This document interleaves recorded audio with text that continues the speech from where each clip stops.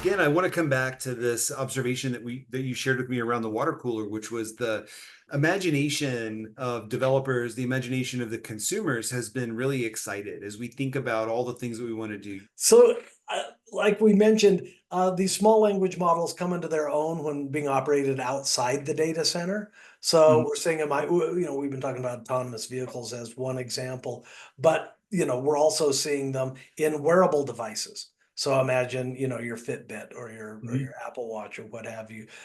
We're also seeing the phones we had mentioned earlier, but sensors and cameras. So imagine if you had sensors maybe picking up vibration, temperature, and pressure on a pipeline and knows everything about the pipeline. So instead of having this stream of telemetry going back to the mothership where some massive piece of software is sitting there going, wow, pipeline number 3 is running a little hot. And it lights up the light that says a little hot inside. That's an airplane reference for you movie buffs out there. But anyway, instead of that being the model, what if the sensor just tracked all of this locally, didn't have to send a bunch of stuff back 99.9%, which is useless because nothing abnormal is going on. What if instead all it did was do the inference locally, very low power, very low memory footprint, and sent back the alerts? Hey, pipeline number 5 running a little hot. And now we could kind of maybe start diving into it deeper.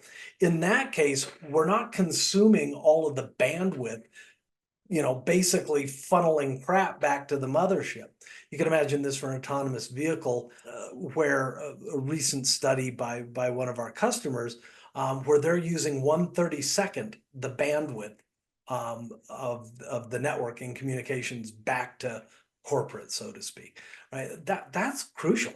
That's very crucial in the vehicle space. But you can imagine even for cameras, right? Or we're at the 7-Eleven watching things. What if we didn't just have a whole stream of data that the detective mystery people can come in and Yeah.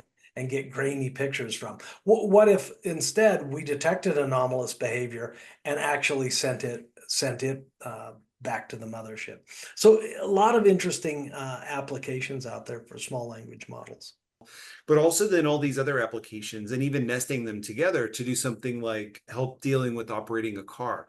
Do I have enough gas? Is the route I've chosen sufficient? And that's really fascinating. And then the thought of being able to deploy them so broadly on a Roomba or a Yeah. phone or whatever, is a very enticing. And it's especially enticing, to think about that proliferation of the helpers for things like, well, all these examples that we use, whether it's cooking or driving or translating, is very, very evocative. And Mhm. so if we don't need a data center that glows in the dark and all we need is, a phone, then that could be, even more helpful in Yeah. terms of the promise of this technology for facilitating human evolution.